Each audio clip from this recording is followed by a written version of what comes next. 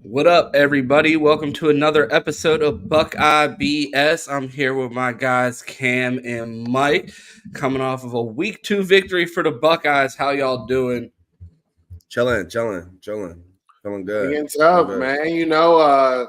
Flip a little bit better, than I did last week, as Ron would say. I'm surprised you were able to sleep in Texas, Mike. I figured you'd be able to hear them all the way down in Austin with the way they were celebrating last night. No, I actually seen some Bama fans on the side of the road in their jerseys. Did you honk at them and laugh? Fucking losers! No, I just kept it pushing, man. It's the end of the era, man. Ain't no point in talking about it. Right? Whoa, end of the era. Are you burying Saban already? Man, I said it, man. I said this a while ago. If Bama don't welcome Texas to the SEC like they supposed to this year, it's gonna be some trouble. I don't know. It's kind of a hot take, bro. We knew that offensive line 3 years in a row has not been it, bro. We knew what Tommy Rees was and who he was before he hired him, bro. Like that was just a bad hire by Nick Saban. We've seen him have elite assistant coaches with Kirby's and crystal balls and Napiers and Sark himself, like throughout the years. I don't think he has a supporting cast like he used to starting the show. So, and he's getting older, so he really can't carry mid like he used to. So, I don't know. All good things come to an end. They say he a granddad now. That it don't hit the same. Yeah, man. They said that new big old new retirement home, vacation home that he bought for retirement isn't for a couple more years. But I know he was standing on the sidelines when they went down, just thinking about that house. Like, damn, I could be sitting there betting on FanDuel right now, but here I'm on the sidelines looking fucking sad. But the Buckeyes played yesterday, so let's just jump right into that. We got plenty of national shows on this channel. Tap into the Fans Edge if you want to hear more about Alabama, Texas this Wednesday at 7:30, or the college football pregame show on Saturdays at 10 if you want to get a national discussion from us. But I just want to get your thoughts, man. I talked a lot about last week and how upset I was after the game, and we talked about how there's only 12 of these games that we get a year, and then maybe a couple playoff games or a bowl game. But we only get 12 Saturdays with our team, and we need to enjoy these victories when we know like a team like Alabama is going to lose. It wasn't the most flashy win yesterday, but it was enough to carry me through my Saturday. I was on a cloud yesterday, just floating through my house, enjoying the day because I was like, my Buckeyes aren't going to lose. My quarterback's throwing touchdown passes. Overall, I had a great Saturday, and the Buckeyes started it off with a good vibe. So I just want to know where your thoughts are coming out of week 2, because last week I was fucking furious. Yesterday, I enjoyed my Saturday thoroughly. Go ahead, Mike. Tell us about your Saturday. How I feel about my Saturday. I mean, the Saturday, it was good. Like you said, we started the game off with touchdowns from our quarterback, which we did not have last week. That was beautiful to see. I actually saw Kyle go through the progressions. I was wondering, was the first game, I told you guys last week, was the first game more jitters or wasn't it because it was Indiana? I mean, honestly, I think that those was a lot of jitters. Also looking behind his back, and I feel like he gets more comfortable the more he gets closer to feeling like QB1. And I mean, that's what you was looking for. The team had a rhythm, and then you saw them get out of rhythm when Ryan Day started switching the quarterbacks, man. I just came out with, hey, Ryan Day, you need to go into this week, pick your starter. Yeah, I mean, I'm kind of with Ron and Mike. I mean, I felt like, I don't know. There's really nothing you can really get out of this game because, one, Youngstown State's not really playing to win. They're playing not to get absolutely fucking hogwashed on national television. Hey, don't act like they don't got talent, bro. Whippeal fucking legend, Marcus Hooker, nigga. Like, you know what I mean? Like, we're out there.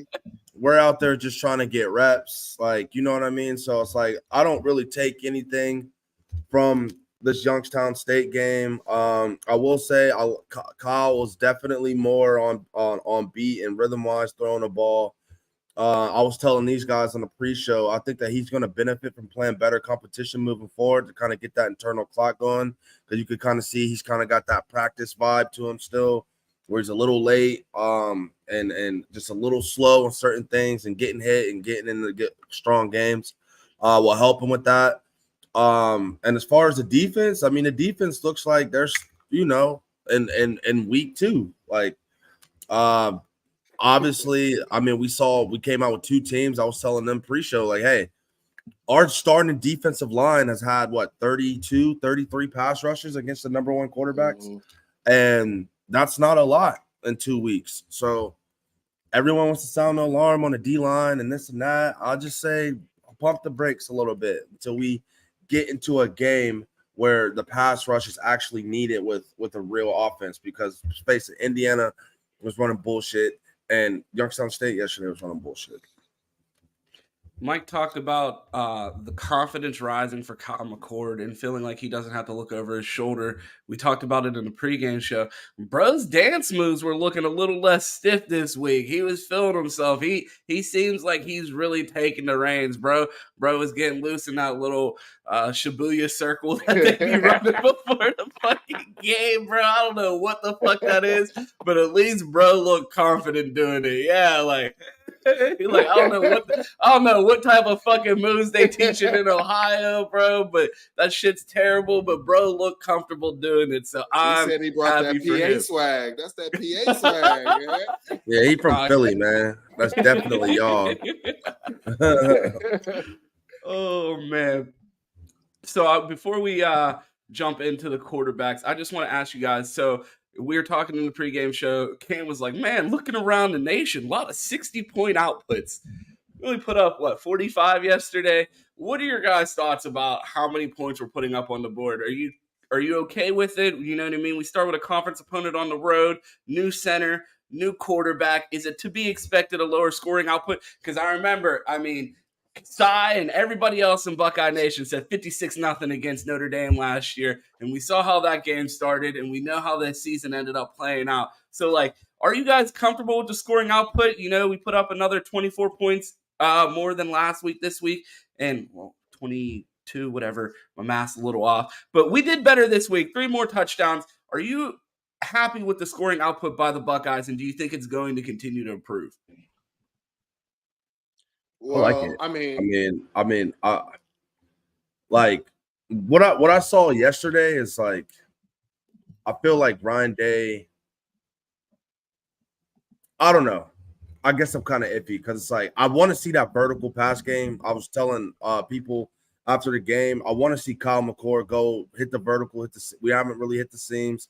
I haven't really seen any deep balls across the middle. To be fair, actually, he did hit Cade in the seam a couple times week 1. Yeah, I guess we've seen that, but I would just like to see a little bit more chicken across the middle, with our offense and him having a better timing on the mesh concepts. But other than that, I don't know. It's what Ryan Day? What was Ryan Day trying to do? Was he really trying to the score wrong? 35. What's the final score yesterday? I don't know. 35-7. 7. Oh, 35. See, 35, 45, tomato. So you know what I mean? So it's I don't know. I just want to see us against a team that can kind of give us something to fucking see. You know what I mean? Because I don't know. Because we know how Ryan Day is, bro. So we'll see. I mean, here's the thing, right? We knew week 1 he caught that game vanilla as hell, right? Cam, me and you spoke, I believe, after the game, and we talked about it not really being opened up, right? So since Ryan Day didn't lie to us this week and said, Devin Brown was going to get a chance to play, we'll go off of his words again, people. Let's go off of his word. And he said when he's able to see the confidence and gain confidence in the quarterback, he will be able to open the offense up more and more. He also reverted back to Justin Fields saying he didn't even get it until the Michigan State game. He just had the athletic ability to get himself out of sticky situations, So the more and more this team gets comfortable with whoever the quarterback is, which I think and I pray Ryan Day just go ahead and announce it this week, you will end up seeing this offense just completely be able to take off. Yes, I guarantee you, we'll come in the season, we'll blow out a Rutgers and be like, damn, why we couldn't do this against Youngstown State? We were in the quarterback battle, man. And Justin Fields' defense, like he didn't have 3 years in the system, but he came here in his defense, and then got here and did what he did. My God! I'm just saying, bro. Like you gonna bring up Justin Fields and get it to Michigan State. I'm just saying what we're talking. That's not tomatoes, bro. Like keep it on. I'm just saying what Ryan Day. My nigga been on the bench for years now. You talking about he need to get the training? That's what Ryan Day brought up in his post game, man. All right, man. I think the problem with Colin McCord isn't more so X's and O's. It's more so like Jimmy's and Joe's, like between his head. Like he needs to get in a game and get hit and be in a competitive environment. In my opinion, know the team is hit. No, I don't. Well, yeah, that too. But I think he needs to be like hit. He needs to be in a game because he's just playing so fucking tight. Like he needs to just let it go. Next week, when you're back in Columbus, you go look for that Mercedes, and if you see Kyle, go tackle him and be like, "You needed that, bro. Now you're ready." Yeah, bro. Like somebody, you gotta get that. You remember when Joe Burrow got hit? Like he needs one of those moments where he just gets fucked up and he gets up like, okay, like I'm playing football. Like it just seems like he's stuck in like spring game mode. I don't know, bro. Like loosen up, bro. Fuck, throw the ball. So yesterday was a fun day. Like I said, I enjoyed the game so much that I couldn't even remember the final score. But it was also a sad day because it might be the death to the greatest nickname ever presented on this show. Do we have to retire the nickname Lion Day? He told us the truth. Devin Brown, he got out there and played. He played both of them in significant minutes. He stayed true to his word. Can we still call him Lion Day, or is he starting to keep it real with us in his press conferences? Because leaving yesterday's game, I'm like, all right, bro, I believe you. You know what I mean? You said this dude, the dude. You let us see the other guy. We're rolling with it. Do we have to retire the nickname Ryan Day? Is it, like Q said, is it Truther Day now? Like, are you sharing a nickname with Ryan Day? All right, man. Listen, as the president of the Truther Committee, it is not time to let Ryan Day join our family. He is still Lion Day as of today because he told the truth one time. He's making his way. He's making his way towards Truther territory. But we gotta see. I mean, he did what he did. I mean, we saw Devin Brown get the reps that we all been clamoring for. Me, myself personally, I don't think Devin Brown did that bad. But I mean, the numbers are the numbers. Kyle looked more comfortable on the offense that day yesterday. So you know what I mean. You got to stack days and win the day. So hats off to that. But I mean, and we saw CJ Hicks a little bit. I mean, I don't know. He told the truth yesterday, bro, but we got to see it consistently, bro. We got a lot of press conferences left, so we'll see. But one truth does not put him in the truther territory. Can't do it. Mike? Hey, I mean, Cam just basically said everything that I was about to say. I'm like, yeah, if you want to call him Lion Day, you are more valid than ever because he has showed to us he gonna lie to us when he won't, and he gonna tell us the truth when he won't.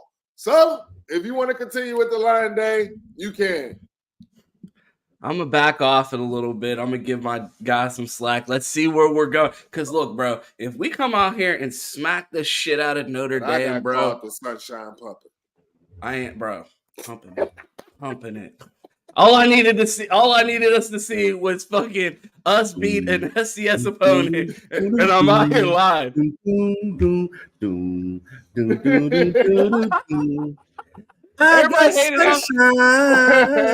Everybody hated how upset we were last week, and I was like, I'm trying to tell these people, look, I don't want to get out here and call my head coach a liar and say that my quarterback's mid. If y'all give me the slightest bit to lie about, I'm out here lying for this team. Like, bro, we got 10 more weeks left. Like, we are about to fucking go on a natty run if we continue to fucking put a product out on the field that's worth lying about. I'm lying until I can't lie no more, but y'all got to give me something to lie about. And I think we got a little bit of that this week. If someone says that we're weak, I'll throw some Marv highlights in their face and say, 122 in the first quarter and 2 touchdowns. Get out of my face. In the words of the great Seaball, don't ruin my Saturday. And you won't hear my mouth. Hey, don't ruin my Saturday. That's all we got to say. I had no problem waking up for the show today. Last week, I was like, man, I don't even want to talk about these niggas right now. But it's time to talk about the quarterbacks. I got to get your thoughts. We saw both of them. We've called Ryan Day a liar. We've been screaming from the mountaintops. Let us see both. I want to get your thoughts on Kyle's improvement and what you were able to see out of Devin yesterday. Yeah, you said Kyle's improvement. I mean, just to see Kyle go through progressions, for him to actually see some guys wide open this week, he definitely needs to improve on not throwing in the double coverage. That's something that he needs to improve on. And, Devin Brown. I think Devin Brown had showed flashes, man. He has a high ceiling. Probably could work on being consistent, but that could also, just playing devil's advocate, that could also go to him not getting those first team reps as much now, or, not actually being able to start the game and get in the flow. Just being, when he actually said in the post game that he didn't know when he went out there, he didn't know that he was about to get in that series. Like, they didn't even tell him, which honestly, I like that, because I think that as a backup quarterback, you need to always be engaged. You should always be ready and thinking that your number can be called. So I do like that they did that to him.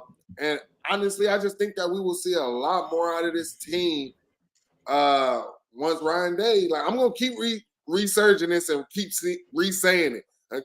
I just feel like Kyle's going to look a whole lot better once this team's his. Cam, before you respond, I want to get to our super chat from our guy, Todd Doyle. Mac Jones looked average until he learned to utilize his receivers. On another note, Devin looked like a first-year Colt McCoy, and the new clock Tress would be undefeated. Trestle ball in this era would go crazy. Crazy, for sure. So what are your guys?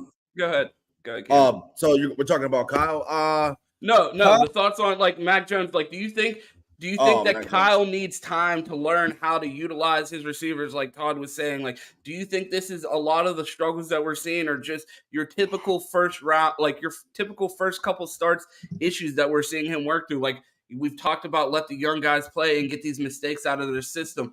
Are we seeing the progression of what could be a great quarterback? I mean, I know early in the season, no one was talking about Mac Jones for Heisman, and you know what I mean? Look the way that season turned out for them. So are we jumping the gun on Kyle McCord? Are we watching the natural progression of what a great quarterback could be? Well, you guys told me I was crazy when I said I just want to wait and see. Y'all said, what do you want to wait? I got to apologize, Mike. Yeah, real quick. I told Mike, I want to wait. Mike said yesterday or last week on the show, I want to see more. And I said, what? What do you want to see more of? I saw enough. Clearly, your boy was wrong. And like I said, I'm not afraid to admit it. I thought after what we saw last week, we were going to see Devin Brown come out there and look like the reincarnate of Johnny Manziel. Timeout. See, there we go. Don't do that. What? Don't do that. Because, all right, we got to be honest. No. I'm not dissing Devin Brown. What I'm saying is, from after the way that Kyle performed, and they told us we had another first-round quarterback on the roster that could move with his legs, I expected him to come in and light it up if that wasn't the guy. No? What am I doing here that's not correct? You know what I mean? I was like, if we have two first-round quarterbacks, either you're lying and they're not, or I didn't see it from Kyle. Can I see the other one? Like, that was my thing. If that you told me there was two first-round quarterbacks, what I saw against Indiana did not look like a first-round quarterback. So my thing was, you told me you were going to play both. You didn't, and you're saying this other guy. Did you see one against YSU? Possibly. I think I still might have possibly seen 2. I'm not writing off Devin Brown, but I don't think he's gonna be the quarterback this year. But if he's the starter next year, I think Devin Brown could play himself into a first round status with all the talent around him at Ohio State. Nothing that I saw from Devin Brown makes me believe that Ryan Day lied to us about the statement that he thinks both of them have first round potential. Right. Okay, so here's the thing. Let me get this up. Devin Brown yesterday was kind of like an enigma because it's like we saw flashes. We saw him like throw a dart to Carnell Tate in that window that we were used to seeing from CJ Stroud and Ryan Day's offense. For a moment, it looked like Ryan Day's offense that we were used to with Justin Fields and with CJ Stroud, with him dropping that ball into that NFL window to Carnell Tate. And what is the conversation if Marvin's getting that PI when he drops that dime to him and throws that touchdown? And he drives down the field and we run it in for a touchdown with Devin Brown, and we didn't really see him get into a rhythm. But yeah, but I mean, with Kyle though, I mean, Kyle did what we were expecting him to do, though, right? You know what I mean? I feel like the thing with them is like, where's the ceiling? Who do you see the ceiling with? Obviously, Kyle has a lot higher floor because of his experience in the offense, have already been there over Devin Brown. But when you watched them yesterday, who did you think had the higher ceiling? Is what I think the question is. But we don't really have time for ceilings right now, I guess. This season? Yeah. I think that Kyle has the higher ceiling this season based on what we saw yesterday, just because I feel like Devin Brown has more to work through with his play style. You know what I mean? I feel like he has a more erratic play style that I feel like will have more ups and downs this season. And while maybe Devin Brown has the toolkit to be the higher ceiling in the long run NFL quarterback, end of college career quarterback, in terms of ceiling towards taking us to a national championship, from what we watched yesterday, I do think that Kyle has the highest ceiling this year. I feel like he's enough sure of himself in his game enough that once Ryan Day settles with him in as the quarterback, that he will elevate to his potential this season faster than Devin. I mean, here's my thing, man. You're absolutely right, Cam. We saw flashes out of Devin. We saw some things that we like, some things that we want more of. And like I said, it could be, got to get him in the rhythm. This is Devin Brown's second year, right? So if we're going to keep the same energy about, we should have did this against Indiana, I think that, and Devin did have some good plays. A lot of them came back from penalties and things like that. But there were a few throws that I was just like, I didn't like the way that ball came out of his hand. God damn, he threw the ball almost in the stands on that one. Like there were just some things I'm like, I don't like that like our guy Dog, who's gonna be probably breaking down film on here, later on, like his biggest thing was that out route. That out route, that's a staple. It didn't look like the ball was getting there with enough zip either. I think maybe against a better team, that could possibly be a pick. But also what I want to see from you, like you say, you're supposed to be a first round pick, is Youngstown State. Go light that shit up. We people talked about his legs being this it factor, and I mean, shout out to Bobby Carpenter because he said that it really wasn't that much of a difference. I didn't see no explosion from his running.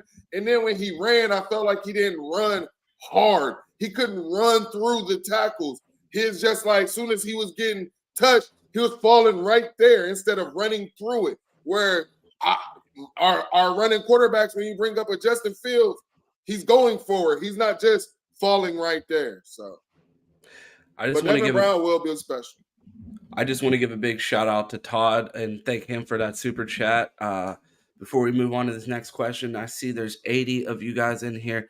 smash that like button. It helps us so much in the algorithm. We really appreciate that. We're almost at the 30-minute mark. Let's run it up to 50 likes before we get to the 30-minute mark. I got another quarterback question for you guys. Are you glad it's over? Like, it feels like it's over. Are you at peace now that we are through the quarterback battle and we know? Because what did I say all off season? Everybody's like, can I get a prediction for the Michigan game? Can I get a prediction for the Michigan game? I'm like, I don't know who the quarterback is. How am I going to tell you if we can win? I don't know who my quarterback is. Like, am I ready to lie about both?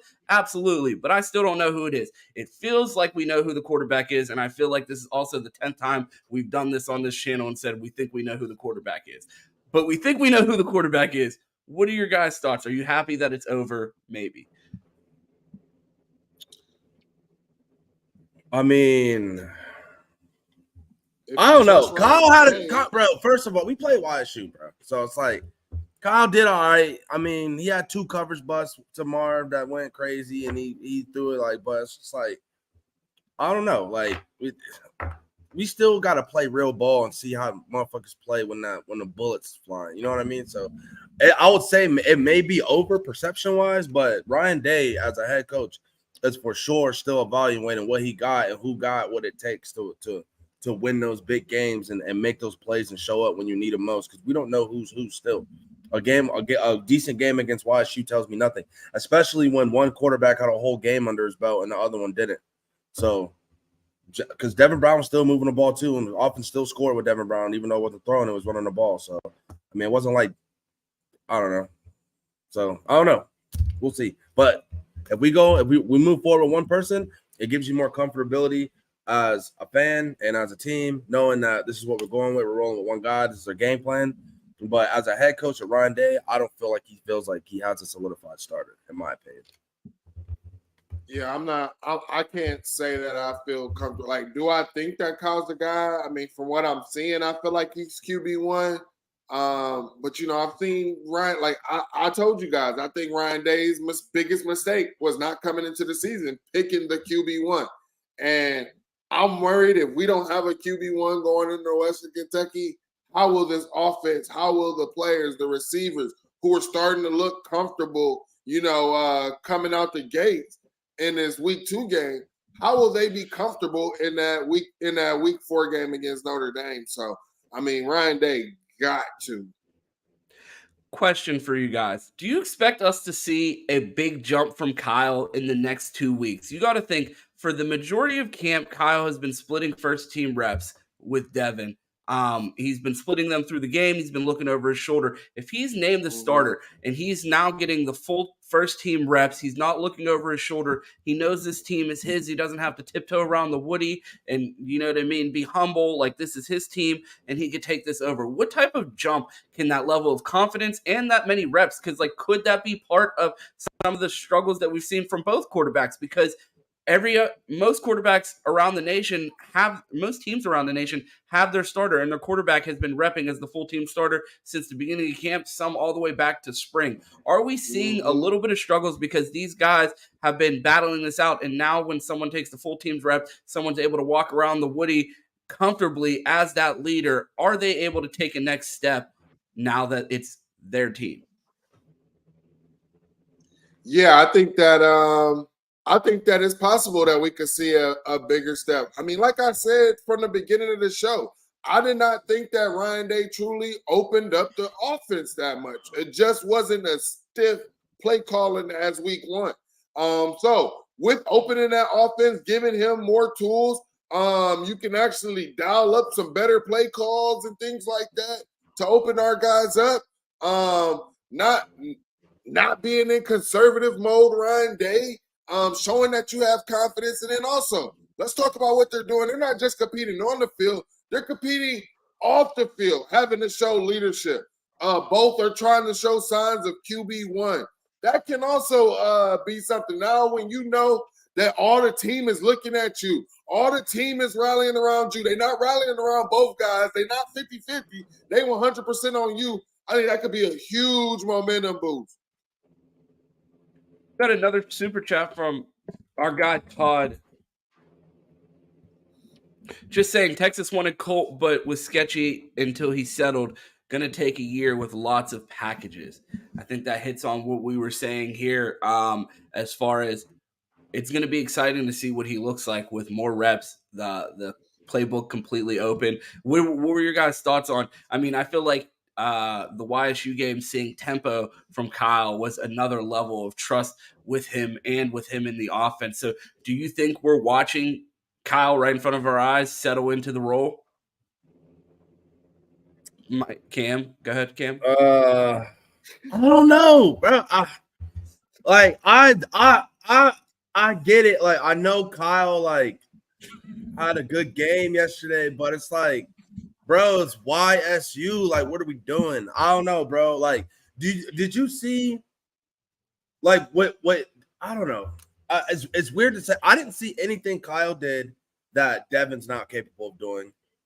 And it's like, so it's just like, I don't know. One guy got all the reps last game. One guy got game reps. One guy got coached up with actual game film, with actually running the concepts, actually doing all of that, and then came in week 2 and looked better.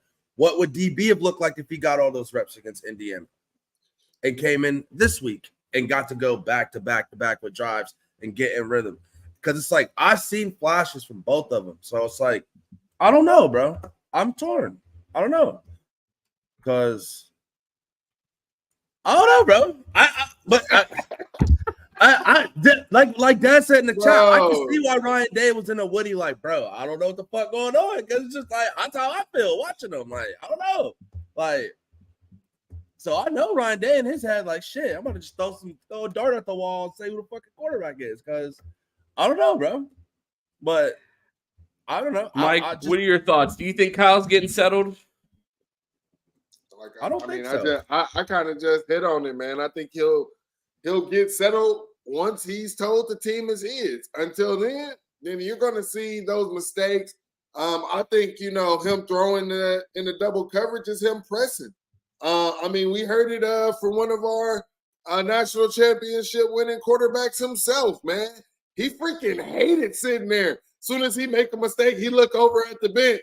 JT over there warming up. Like, he never had confidence that the team was really his, bro. Like, that sucks. That sucks as a player, bro, and it sucks as mental. And, we could talk about the good old days, back when we played and how guys were. These kids just ain't built like that. They got feelings and they got emotions, and we got to hold to that. Big shout out to our guys. I do think he's going to start. It's going to start out with Kyle McCord. I think he's going to settle him for QB1. But I just think that's just how, fortunately for the cards, land out for him. But, I mean, I would have loved to see DB up to this point be able to start the entire Youngstown State game like we got to saw Kyle, and then really get a real look of, like, what he can do, like, once he has game tape. Because, I mean, Kyle being able to get critiqued and coached up with real-life game situations against Indiana was a huge advantage coming into week 2 if it was a quarterback battle. So – yeah, man. Big shout out to our guy Todd out here killing it in the super chats. We appreciate those always. So one more question before we move on from the quarterbacks. Have you seen enough from Kyle to start lying? Are y'all ready to lie? Absolutely not lying right now.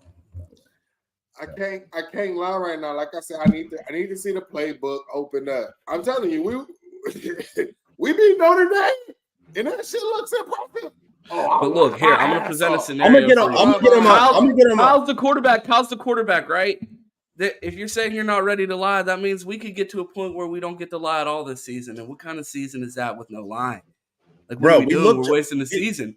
We look just like last year in the beginning, running that stupid-ass zone run scheme. We need to come out and run fucking power. Downhill, like we ran against Notre Dame to win the fucking game. Come out 12 personnel, run downhill, run power. With Chip, with Mayan, with Dallin Hayden, and Trey, and fucking get that shit going, bro. Because listen, our Marm Wax saying, I personally believe to win in the beginning of the season, we are going to rely on the run game. And if we do not get that run game going, and we get into a situation on the road with Kyle McCord where we need him to throw 40 balls to win a game, I don't think that's ideal for us at this point in the season. So I'm going to stop you right there. Because our next question on the notes is, Will we need to rely on the run game to win any games this year?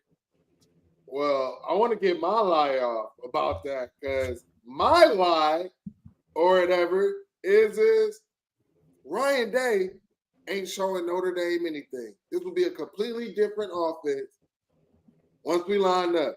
We seeing all this stretch shit, all this having mind running stretch and all of that. It's going to change once we go up against Notre Dame. You want me to lie, Ryan? You got it. There you go.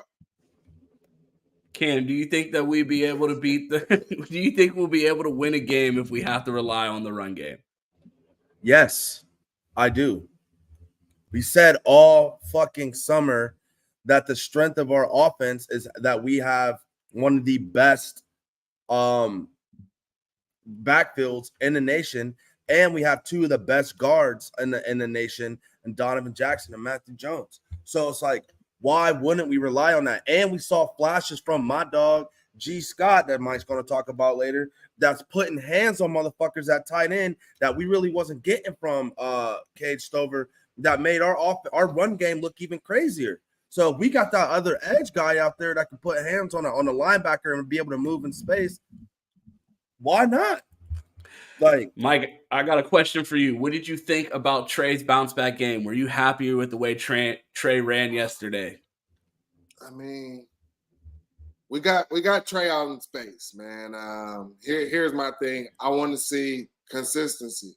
As Cam's been saying, it's Youngstown State. There was a couple times where I just felt like I could have seen a little bit more out of Trey.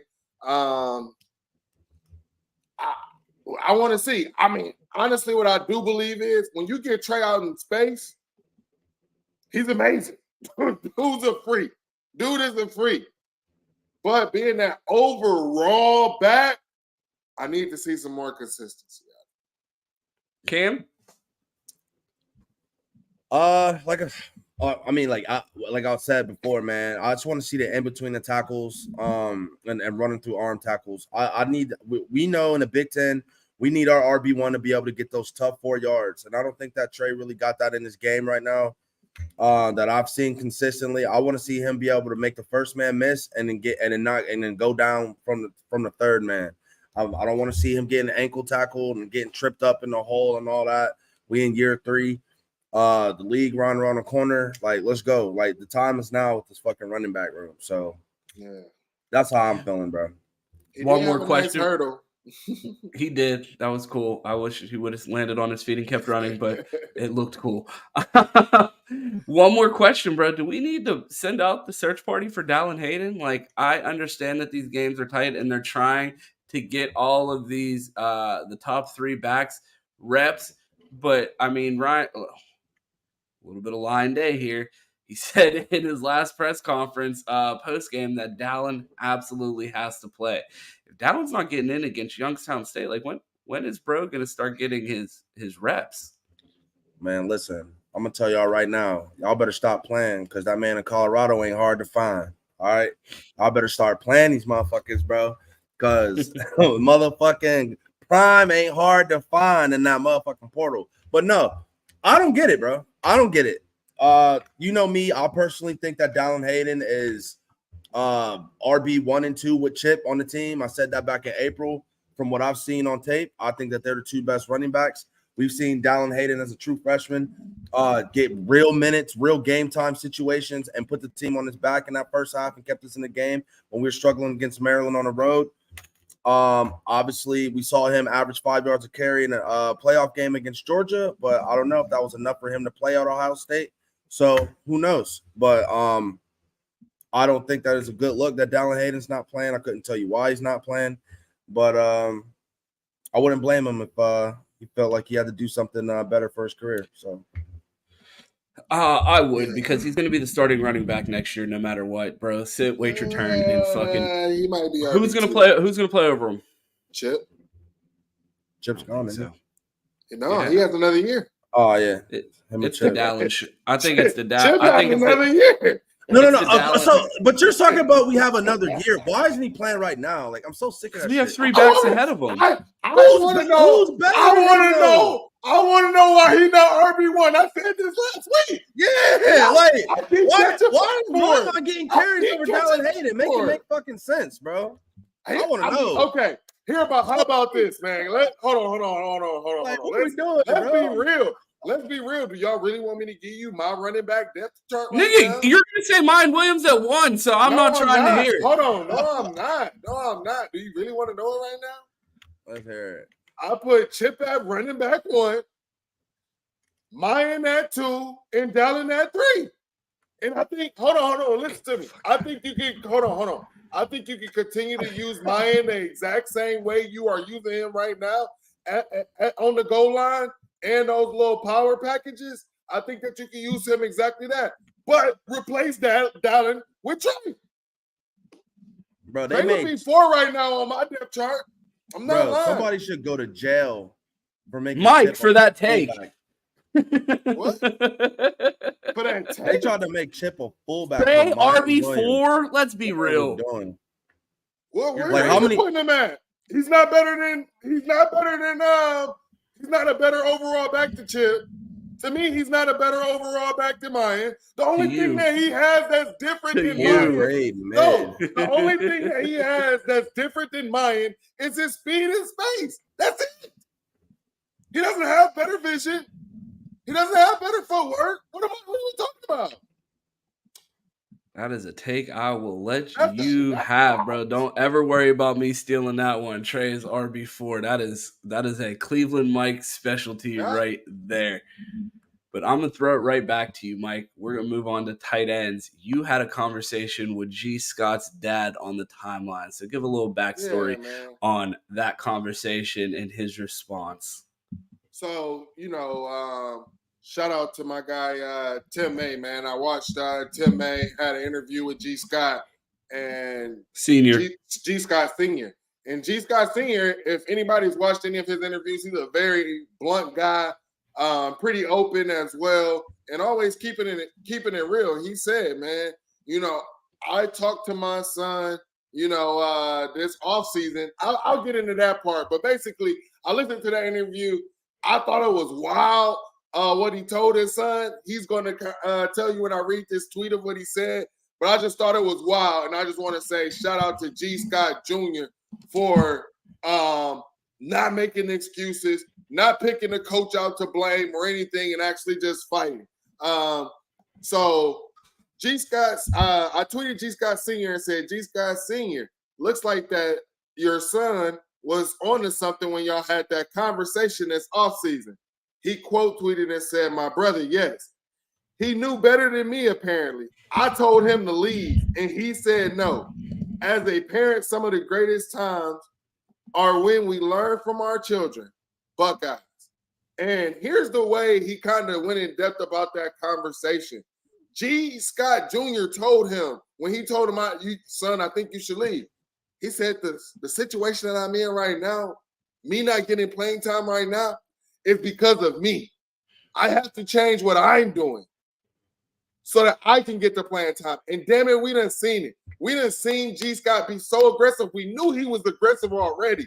But you want to talk about that run that Trey had, and everybody gives Trey so much credit, where I've seen another tight end try to do that block and miss the guy by a mile, where Trey would have been tackled.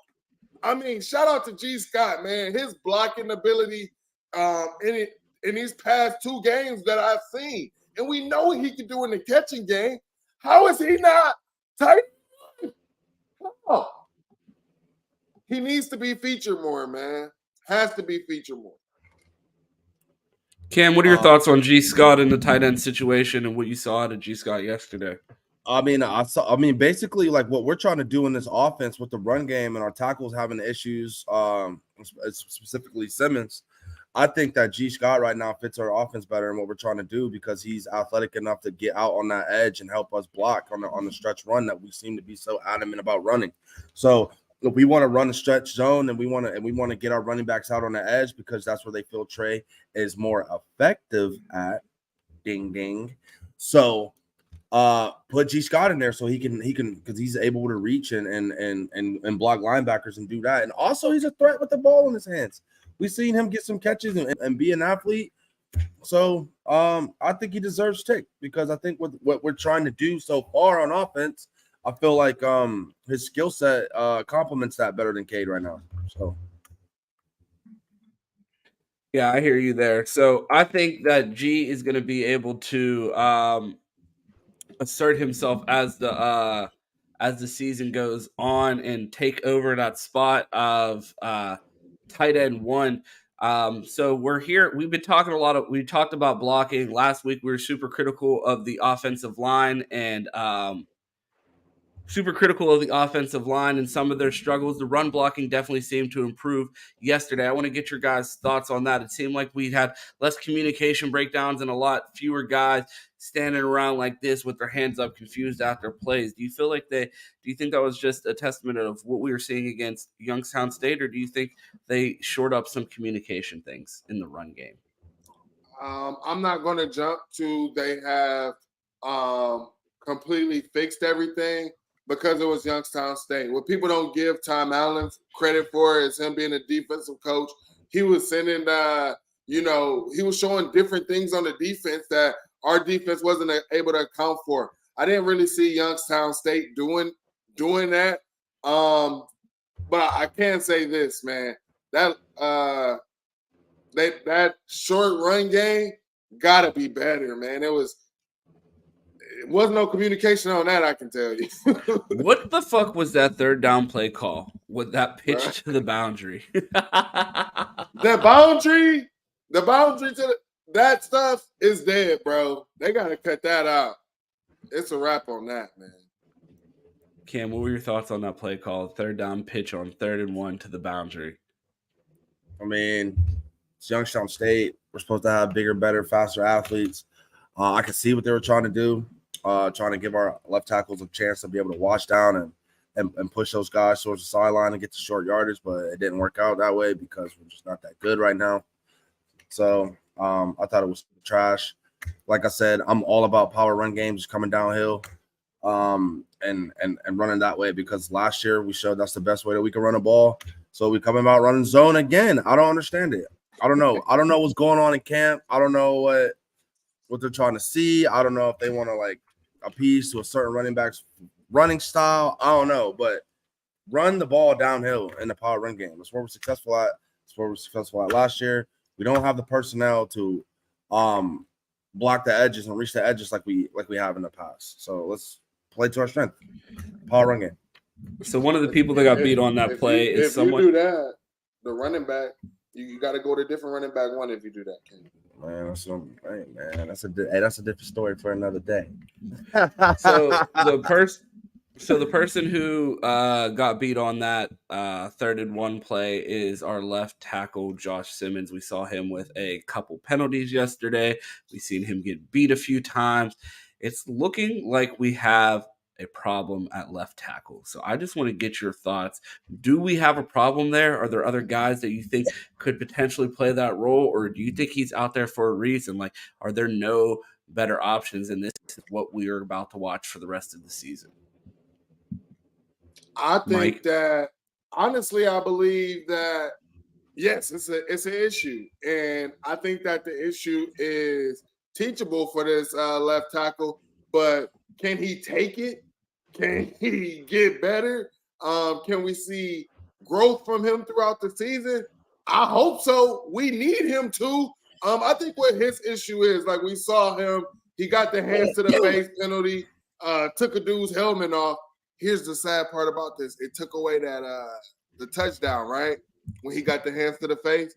We got another touchdown off of it, and they should have threw another penalty for hands to the face to him. He needs to get his pad level lower.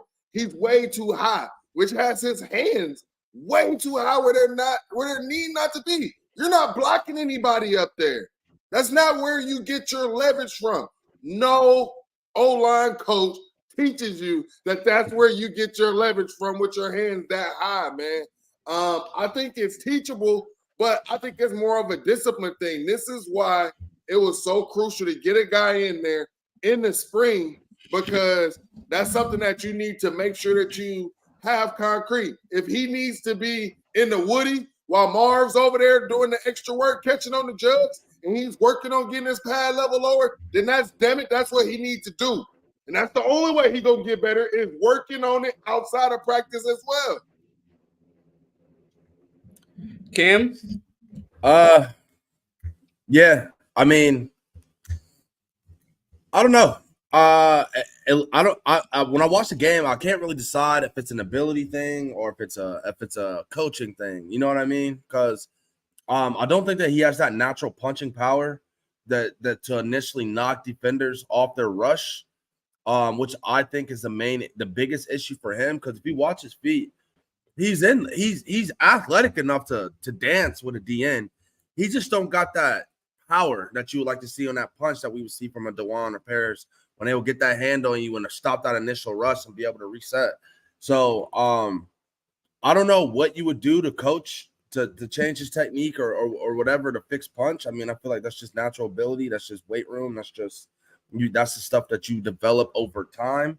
And he didn't come up from our Ohio State program. He's a transfer in here. So I mean, I guess what we see is what we see. Like they got to figure out a way to get him to get his hands on defenders because he seems to be struggling with that the most. But as far as footwork and all that, I think he's all right. He just needs to get his punch together because his punch is bad. He just misses. Like Mike said, he's above the shoulder pads. But I think we could see some progression out of him if he takes in coaching. So we'll see. Trust the staff on that one. So before we switch to the defensive side of the ball, I want to ask you guys and the chat your offensive grade yesterday. If you had to give the offense a grade against Youngstown State, what would it be? Let us know in the chat. And after you let us know in the chat, make sure you smash that like button. There's 100 people in here. Let's run it up to 75 likes. It is a huge help for us. So please make sure that you smash that like button. What are your grades? Cam, what's your grade for the offense yesterday? C-. For the offense? Yeah. Okay. Go ahead, Mike. I get offense a B. Like I said, man, I mean, they don't have an open playbook yet. You're throwing off the rhythm, switching guys up. Yeah, I give them a B. Give him a B plus. I'm just in the mindset of I know what we have on talent wise on offense. We should not be punting out on our shit. On our end. Yeah, I hear that. I mean, I thought my one goal coming into that game was figure out a quarterback. It feels like we did that, so I'll give them a B plus. Our guy Tom in the chat said B. Our guy Savion said B plus. Q said B minus. Mike said our guy Mike Green said B. And then a B minus from is that a Smoke Two More? Smoke Two More. I thought that was Smokey. I was like, that's not the same. I'm like, Smoke damn, low. Smokey, you watched the game? And our guy C-Ball gave us a C. Our guy C-Ball gave us a C plus. So I'll upgrade it to a solid C. I might have been too harsh. Solid C. Solid C. All right. Solid C. I'll take the minus off it. I was being a little too critical. Actually, throw that minus back on there. Throw that minus back on there. Yeah. Man, I'm about to have to bring the flip flop out on Cam, man. That's what I'm saying, bro. Pulled out the Uno reverse card. I had a flashback to some shit. Yeah, throw that minus on there. Hey, shout out to Cam Saunders. C's get degrees. But does it get natties? Do C's get natties? Is what I need to know. Someone check in on that saying for me. So let's move over to the defensive side of the ball. This is Cam's area of expertise, so I will throw it to you first. Why are we not getting to the quarterback more from the edge? I'm glad that you asked me this. So in the pregame show, I had an epiphany like, let's take a look. We've only had our starters only rushed the quarterback or had 32 opportunities to rush the quarterback in 2 games, which is not a lot. On top of us playing Indiana, who was running that bullshit triple read option, and basically feeling like we were playing against 2 teams that weren't really trying to stretch the field by any means. They weren't trying to exploit our defensive backs, kind of just trying to protect themselves. So what we would like to see more pass rush and getting home and being more explosive on the defensive end position for sure. But it just seems like the offenses and the way the teams have been playing bottled up have really not given us that opportunity to do so. So I don't know. We got to see. We're going to play Western Kentucky next week. Now, if we don't look like we're getting home against them, because I'm going to tell you right now, they're going to come out and try to air that motherfucker out. So next week is what we're going to really see what our D-line's looking like going into Notre Dame. But the first 2 weeks is kind of just weird. Like a lot of quick game, a lot of 12, 11 personnel, a lot of screens and all that shit. So I don't know. It's hard to give a judgment right now on the pass rush. But next week we'll get a good idea. Mike? Yeah, man. Cam kind of hit it on every point about the defensive line, man. I want to see something. I know we haven't done too many stunts or anything like that, which we shouldn't have to against a Youngstown State.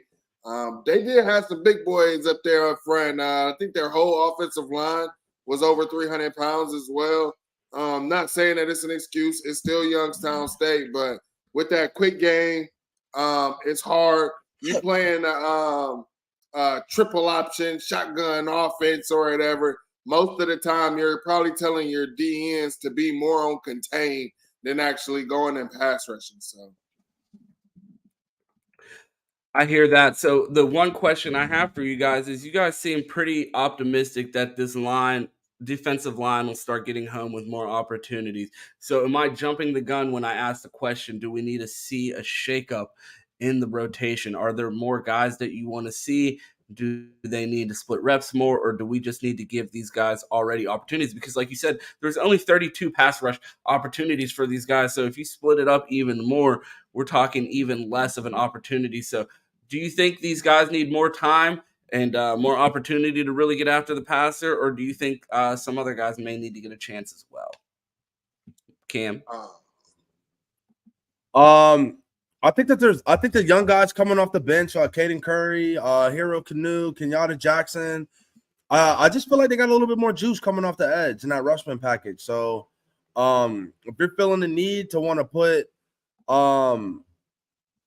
keeping Jack and JTT on the edge, I would think about taking one of them out and putting them at the 5 tech and leaving Mike Hall in there and putting Caden Curry and Kenyatta Jackson on the edge on 3rd and long. I know that sounds crazy, but they look like they got the most twitch off the edge to me, and put Jack and put JTT in there at the 5 tech with Mike Hall and rotate that out of the rushman package. But I mean, as far as coming off the edge, I mean, the tape is the tape, man. Caden and Kenyatta's coming off that edge screaming demons. So that's I would try something like that to see what JTT looks like rushing from the inside. I mean, because he's not like a super gifted edge rusher as far as like speed wise, coming off the edge on 3rd and long. So maybe we can get it done from the interior. Yeah. Cam, I did the favor of letting the chat know that if we get to 150 likes on this episode, that you will start drinking. I know the Cowboys start playing today, so I know you start drinking early in the mornings to prepare yourself for that game. So if we get to 150 likes, we're going to have to bust out the shot glass and really get you tuned up for this game. Mike, what were you about to say? Man, yeah. Like you said, actually, I think our starting DNs, they're pretty good in the run game. I really think that they do a good job in the run game, but the passing game, like Cam said, the younger guys just seem more twitched up. But me and Cam was talking about Mike Hall, man, and putting him in the opportunities, or we're not putting him in the best opportunities that I felt like we did last year. We're asking him to eat up the double teams, and that's not something that I really like seeing Mike Hall doing. Honestly, when you watch yesterday, when he didn't get double teamed, and he was one-on-one, he won the matchup every time. So that's what I think that you need to have Mike Hall doing, which I think Cam said is more of the 5 technique than the 3. So Cam just hit the portal on the show. So welcome to the Ron and Mike show, the best damn show on Best Damn. So I want to move on a little bit from the defensive line. We saw a better game. I know Tommy and Still were criticized week one for their play a little bit, and people questioned their foot speed and some things like that. So I just want to get your thoughts on how they played yesterday and what you thought about the performances from Tommy and Steele. I made the joke, it looks like Tommy went and saw the barber because every time bro get a fade, he gets 5 extra points on his speed from Ronnie 2K. Tommy looked like he is moving a little bit better out there this week. What were your thoughts on the linebacker play? Yeah, linebacker play was a little bit better. They still make a few mistakes here and there, but overall it was. I was ready to give Steele some better. flowers. We always say he can't ever get off a block. I saw him get off a couple blocks yesterday. I got to keep it real because like when we get on here, when he plays bad, we say he plays bad. When he makes some good plays, we got to give him his P's. We say that he doesn't get off blocks. Yesterday, he was getting off blocks. Still had a solid game, and that's why I want people to know, like, bro, when we get on here and say that Still played like a bucket of mid, bro, it's not like we hate this man. It's Still Chambers goes out there and fucking plays to his highest capabilities, and he's out there shedding blocks and playing at an elite linebacker level. You're not going to hear a word out of me. You're going to see me with my Still Chambers pom-poms on Saturday, like, let's fucking go. So I thought Still had a really solid game, and I definitely got to give him his flowers because he was getting off blocks yesterday, and that is something that we are the most critical of him for. And Ryan, here's the thing. They already brought it up in the chat. They're talking about Cody Simon in the chat. And yes, here's the thing. I think we have another guy where we don't have to run Tommy into the ground to where by the end of the season he has no thumbs. You can actually rotate somebody in there. Q actually got kicked off an episode of the Buckeye Roast Buckeye BS 2 weeks ago. He was kicked off an episode for suggesting that CJ Hicks and Cody Simon should be the starting linebackers on the team. And here we are 2 weeks into the season, and people are like, Cody Simon and CJ Hicks might be the best linebackers on the team. So shout out to our guy Q. He is in Arizona right now. He has just moved into his place. He's in your typical bachelor pad. He has a folding chair and a TV right now, so he can't do the show right now. The laptop wouldn't balance on the TV. Flow. Yeah, he's sitting on his porch right now watching us running the chat. He made it to Arizona safe and has found his new home. Another thing that we did touch on a little bit, the name CJ Hicks. We finally got to see him play. Mike, what were your thoughts? What were my thoughts, man? CJ looked like a guy out there, being out there for the first time. What did we say that we wanted to see from CJ Hicks? We wanted to see him get out there because what did we know that was going to happen? He was going to make mistakes. We knew that. And then all of these people, the Twitter know-it-alls, right? Was soon as he made a mistake, they couldn't wait to go on Twitter and talk all of this crap about him. But the thing is us who were saying that we wanted to see him get on the field, I'm going to tell you why you should stick with your point, why the mistake was okay, and all of that. Let me tell you why.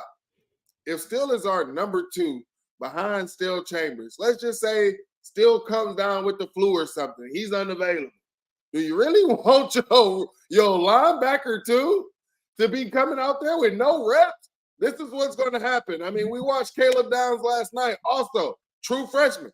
Make mistakes on the biggest stage, but they rocked out with him. But he also made plays as well. These is going to get these guys. Like I tried to tell, I guess someone's a writer or whatever. I tried to tell him last night, man. I've seen it from other elite programs who have won national champions. You let the guys make those mistakes in these games that don't matter like this. And then they clean it up on film.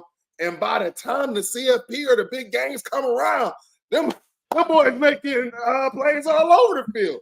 I'm glad we got to see him out there, and hopefully he gets a little bit more comfortable with the more reps that he get. But he definitely needs more reps.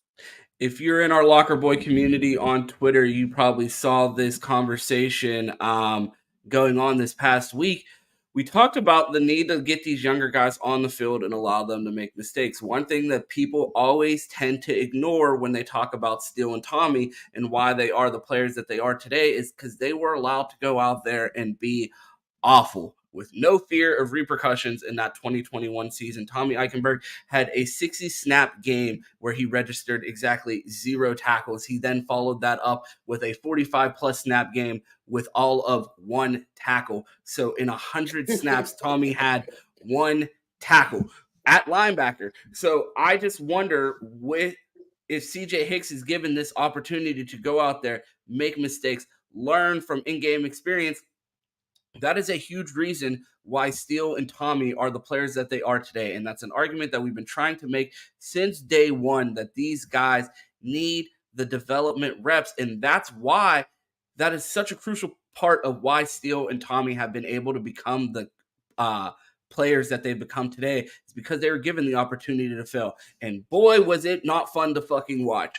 Like, we sat through the pains, but also we're now seeing the rewards of those mistakes. We watched those mistakes, and now they're out here being, you know what I mean, all Big Ten caliber players, you know what I mean? So the fact that they were given those opportunities to develop is something that we've been trying to pound home. We are now 15 games in the CJ Hicks career, and going into yesterday's game, CJ had only had 1 defensive snap. So I just want to make sure that we are pounding the drum to make sure that he's being given the same development opportunities that these guys who were recruited as running backs and lower level 3 stars. So those guys were given the opportunities. It is insane to bring in someone with the pedigree and the athleticism that CJ Hicks has, and you're not giving him the same developmental path that you're affording to a converted running back in a 3-star. And that's all we're saying with the CJ Hicks thing. Do I think CJ Hicks could potentially be better than Steele Chambers? Yeah, absolutely. That's what I'm saying. The athleticism is out of this world. So I think, given the opportunities that these other guys were given, I think CJ will develop and be all Big Ten, all American caliber linebacker. So I'm excited to see him get those opportunities, and it's good to see him not only get out there, but get out there and be able to make mistakes. And to the haters, I want to tell you this: we saw Steele and Tommy make mistakes last week, right? I definitely seen Steele miss a tackle this week too. People make mistakes, but you need those reps so you can clean it up, bro. That's all we were saying. So for the CJ Hicks haters, for the people who've been saying that we were haters, for the people who've been standing in the paint about at least getting CJ Hicks reps, shout out to y'all for standing in the paint. So the last position group that I really want to talk about before we get out of here, Mike, our guy Q is in the desert with an antenna trying to get his picture to correct in Arizona. Cam is in the abyss in Indiana. Can't connect. So we are going to wrap this up here in a little bit. But there is someone that we all on this program owe an apology to, and I will not stop singing this kid's praises as long as he keeps balling out, because he fucking deserves it. Someone who has received so many jokes from this program, from the people on this program, from me specifically, bro. I used to talk about the mountain of Little Debbie cakes under Denzel Burke's bed last year. I'm like, what happened to the definition in his face? I can't see his jaw. Bro, don't be turning around when they throw him the ball. Like, bro, look like he comfortable with that NIL money. It don't look like he's really balling the way we saw him ball as a freshman. And we knew there was something special his freshman year. Yeah, did he struggle a little bit in the Teton game? But overall, that was a great year from a true freshman cornerback, something that we rarely see from a freshman cornerback. And Denzel balled out as a freshman, and we were like, what happened last year? And he told us during the camp he was locked in, things changed, he looked more fit, we were talking about it, and this guy has been coming out here balling. More interceptions through 2 weeks than the entire cornerback room last year. I know it's just one, but seeing Denzel get his head around for the ball, all these pass breakups, he looks like the guy that we expected after his freshman year. And I just got to give this kid his flowers, because he played amazing yesterday. And I know it's just Youngstown State, but he's continuing to stack weeks and continuing to prove this isn't an anomaly. This kid really put in the work, and he's back to the standard that not even the standard, the peaks that we knew that we could see from him, because we saw the flashes as a true freshman. Yeah, man. My guys Cam and Dog was talking about our guys and was saying, man, You know, we ain't got no DBs that's really that sticky on nobody. But that guy, Denzel Burke, man, shout out to him. He is him. And we kind of should have started this segment of Denzel Burke with the little snippet of the song. Put some respect on my name, man. Because he definitely told us to put some respect on his name, stop playing with him. And this is what we wanted to see. We saw the aggressiveness. Last year, he was too passive. Ball was in the air. It looked like he was jumping in the air and falling back. And Tim Walton, we kept talking about, when are the quarterbacks going to be looking back for the ball? He said, don't worry. He told us this offseason, don't worry about it. We'll be looking back for the ball. And, I mean, we didn't just see it on Denzel just looking back for the ball. We saw other players doing it as well, man. So shout out to Denzel. I said I wanted a turnover, and we got that turnover, man. But there's some other people in the DBs that I definitely think that we should talk about. So we're getting ready to jump into questions here before we get out of here, Mike. And I already know the name that you're about to say because it's starred in the saved question. So I'm just going to put it on a tee and let you smack this one out of the park from our guy, Daryl. Yeah, man. Cam Martinez is not a nickel corner. Cam Martinez is not a corner. If you want to put him at safety, maybe you can put him at safety. I'm going to try not to go too hard on Cam Martinez because I don't think it's his fault. You've seen on the film that the man cannot cover and man-to-man coverage. Why do you have him in man-to-man coverage and he gets cooked every time against Youngstown State? You let a Cornelius Johnson do this to you, then you let a dang Youngstown State Penguin go out there flapping and do that against you. Come on, man. It's terrible. Then you got my safety. Man, I'm not even going to just put Cam Martinez at safety. Only time he needs to be out there, we should be in zone coverage. That's it. No more Cam Martinez. And man, maybe he still got some development. But I don't want to see him on the field in no man, bro. What did you think about that? Because I thought that was a whole pack of mid out there. He let him get down the field, Ryan. So our guy Tyler Shoemaker said, I've seen enough of 3 for the season. And we saw enough of 3 at the end of the Michigan game, bro. I've been saying this since last year. I only want to see bro on the field if he's returning punts. He played quarterback in high school. Why is he our nickel corner on a team with national championship aspirations? I will never understand. He is dynamic with the ball in his hands. He is an uber athlete. Is he a D1 caliber athlete? Absolutely. Is he an Ohio State caliber nickel corner? No. And every time he gets on the field, he proves it to us. Parker Fleming, get your fucking head out of your ass. Get Emeka Egbuka on the fucking bench and stop getting him hit every fucking game 6 times for 3.5-yard returns and put Cam Martinez back there. Y'all want him on the field so goddamn bad. Let him fucking return kicks. Like, I don't want to, like, because at this point, it's not on the kid.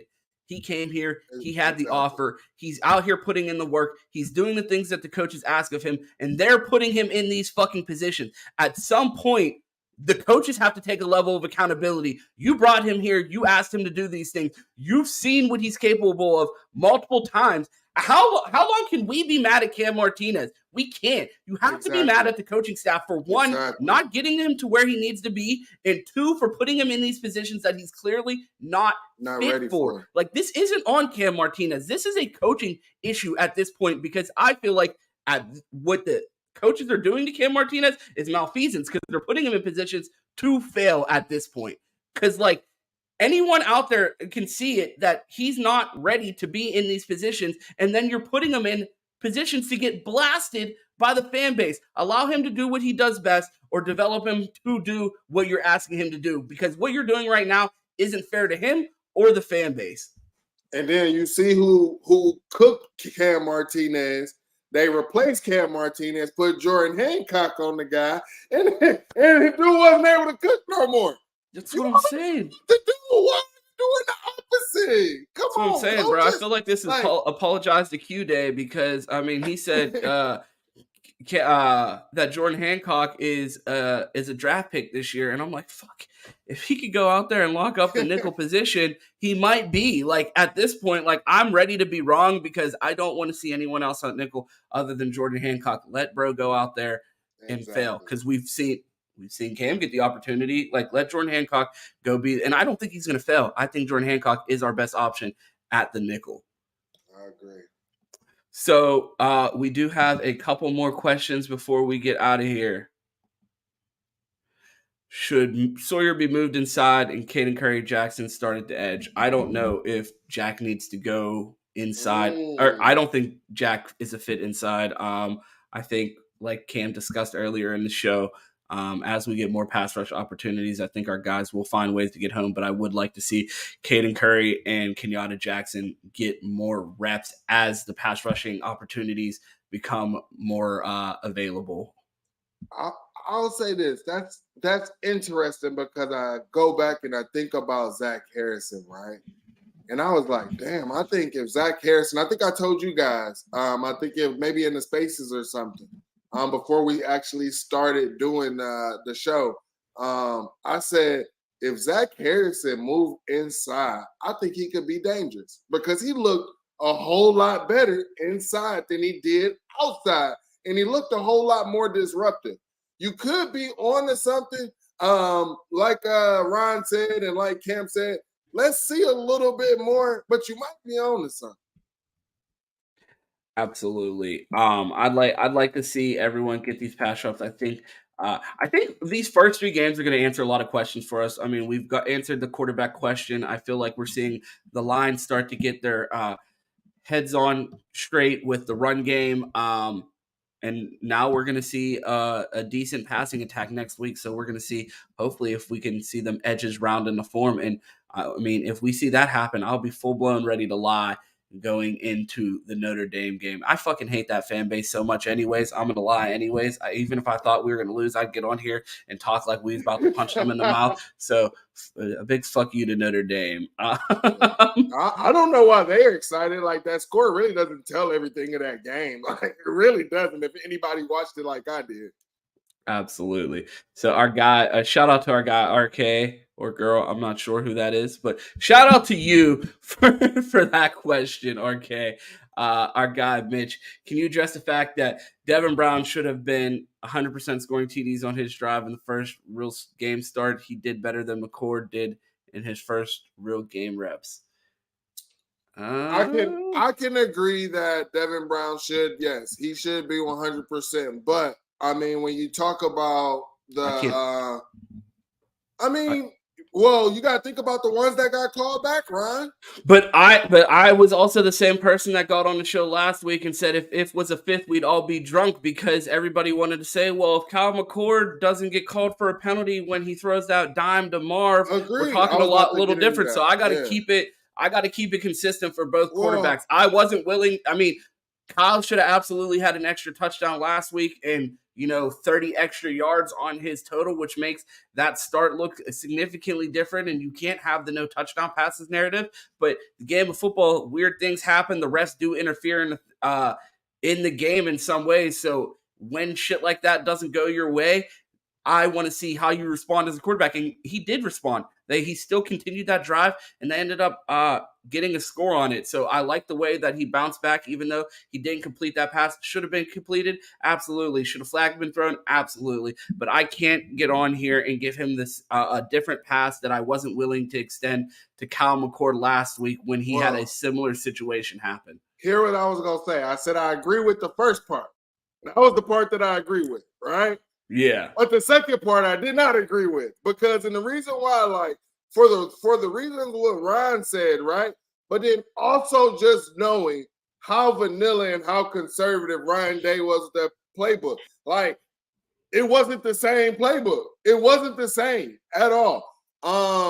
So that's why I say, like, the first part, yes, should Devin Brown have been 100% scoring on his drive? Agreed. But the second part, I can't say that about McCord because, like Ryan said, if you're going to keep the same energy, that was Indiana. McCord should have went off. It's Youngstown State. And Brown should have went off. No mistakes, right? Mike, you're the star of the show today. Everybody's asking questions for you in the chat. No one want to hear from fucking Ron. So another question for Mike. Is Gmo's bitch ass going to be on the Fans Edge? Dude still butthurt and has me blocked. So let me know, what is the Fans Edge? And is Gmo's bitch ass going to be on there? Oh, no, we definitely, we going to get him on there. We will get him on there. And else we will definitely try to get him to unblock you. If he does unblock you, just letting you know, he probably going to talk a lot of crap to you because them Miami fans right now are feeling good after this weekend. Talk about ready to lie, they ready to lie. So if you want to see Gmo on any of the programs he pulled up for the college football pregame show that we did yesterday with Big Chris Drew, big shout out to Gmo for that. And the Fans Edge, our national show every Wednesday at 7:30 with Mike, Cam, Disney, and EG. Hopefully they'll have special guest Gmo. I don't know if this is the time of year you want to talk to Miami fans because they are lying out of control. I told them that this team had a 9-3 ceiling, 8-4 floor, because if their schedule is so easy outside of their 4 major games, but I have to give them their flowers because they won a game that I had them absolutely losing, and I can't get on here and cap and act like I can't, like, you know what I mean? I can't get on here the next day and be like, well, Texas A&M is ass. Like, no, I told you Texas A&M was going to come in and whoop your ass. Miami whooped theirs, so I got to give them their flowers. I know Gmo had himself a night in Miami last night, I would imagine. So shout out to him and shout out to all the Miami guys on Twitter because I'm sure they had themselves a night last night. Another one from our guy, Elks. When was the last time we called a toss sweep? Didn't even know we had that in the playbook. I don't know. I think we do run a couple toss sweeps, but to the boundary on 3rd and 1, I think that might have been a first. I ain't gonna lie to you. I thought I said, Ryan, they probably talked to Urban Meyer a little too much this offseason. Listen here, son. Hey, there was a couple times I was like, is this Urban Meyer's offense for a minute? Especially when DB was out there. I was like, what is this? I ain't seen this in years. It definitely felt like an urban style play call. I don't know what the hell that shit was, but it seemed like back in the day with Urban it used to work. For us now, not so much. I don't know what that shit was. Bro, we had some road graders then. We had some dogs. We got one more question before we get out of here, but there is 115 people in here. Make sure you smash that like button for the Buckeyes, for this channel. It helps us so much in the algorithm. You know what I mean? We all root for the same team. We are on the same team. Smash that like and help this channel grow. It means a ton to us. So our last question from our guy, Mr. Black. You think JTT is backtracking instead of leveling up? Ooh, I feel a little special. It had my name in there. No, I don't. Actually, Mike, when I text the group chat, tricep spotting. All I talk about is how I don't see enough triceps on our team. I want to see some muscle definition from some of these guys. And JTT was out there looking fit before the game. I'm ready to see what happens next week. I was on a ledge a little bit, like we need this pass rush to get home. But overall, we haven't seen too many prolific passing attacks. There haven't been too many opportunities to rush the passer. So I'm willing to give JTT pass, especially because, again, while I tout my credentials as a Hall of Fame Twitter coach all the time, I don't know ball to the highest degrees like these coaches. You know what I mean? I'm sane enough to admit that. And coming out of week 1, Mike, what was the thing that I said to you? I'm hesitant to criticize JT because we only gave up 3 points. And while we didn't have sacks, clearly he was doing something within the scheme and what he was being asked to do that allowed our defense to perform at a level that it only allowed 3 points. And then coming out of that game, who wins Jim Knowles' silver bullet after the game? JTT. They said he had 3 quarterback hurries. And like I said, bro, I didn't see the all-22 film until I think Tuesday last week. So I did, 4.5 hours of content before I saw the all-22 film. Even when I saw the all-22, I don't think JTT jumped off the film. But clearly the staff saw something from him that he's doing within the scheme that they're happy with. So I'm not ready to really criticize JT overly for the lack of, gaudy sack numbers. I know that's what everybody wants to see from an edge, but I feel like our defensive line is doing something within this game that is making Jim Knowles and Larry happy because the rotation isn't shaking up too much. And we've given up 10 points through 2 games. And if you would have asked us, would you take only giving up 10 points through 2 games, regardless of how it looks, I think every Buckeye fan in America would sign up for that. Yeah. What about man. you, Mike? I mean, yeah, you got to give the credit to the defense because even against lower level teams, we was just allowing them to, put up 20 points on us and stuff like that. And we're not. You got to remember the whole defense is a unit. Those hurries, that quick game might be a reason because of JTT. They might be doing that quick game and things like that. Also, because Indiana and those guys did doing funky stuff and things like that. You got to think, everybody been talking, all JTT has is the bull rush. That's all he has. Think maybe he's only doing that because he's also trying to keep leverage and contain instead of trying to, rip in or do some other stuff because, all these teams been kind of throwing some little funky stuff at us. What you expect from these lower level teams. I hope to see that they turn it up once we go up against Notre Dame.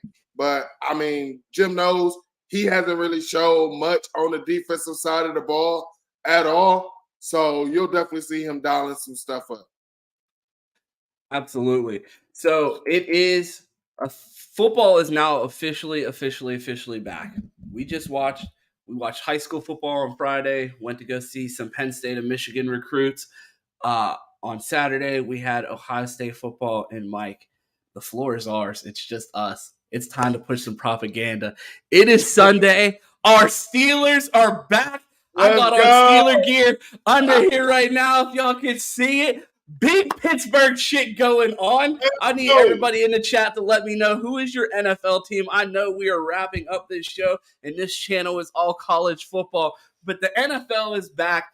We got football almost every day a week now. Let us know who your favorite NFL team is in the chat. Smash that like video. We are smash that like and like this video. We're at 82 likes. We have 110 people in here.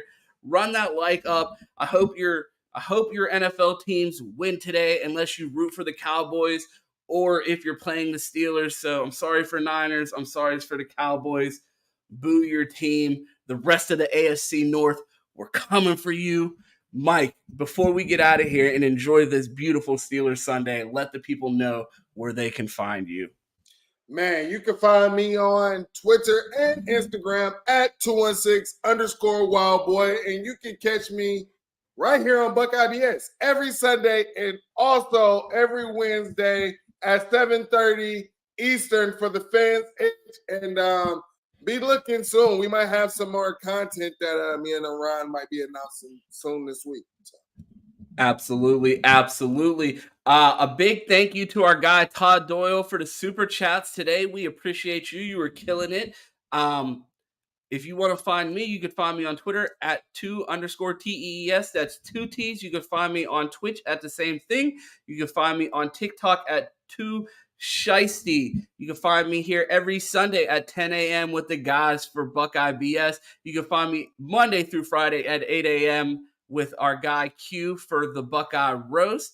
Make sure that you tap in on Wednesdays for the Fans Edge for our national show and pull up Saturday mornings for the National College Football pregame show here on the Best Damn Media YouTube channel. We appreciate you guys for pulling up, and we will see you next week.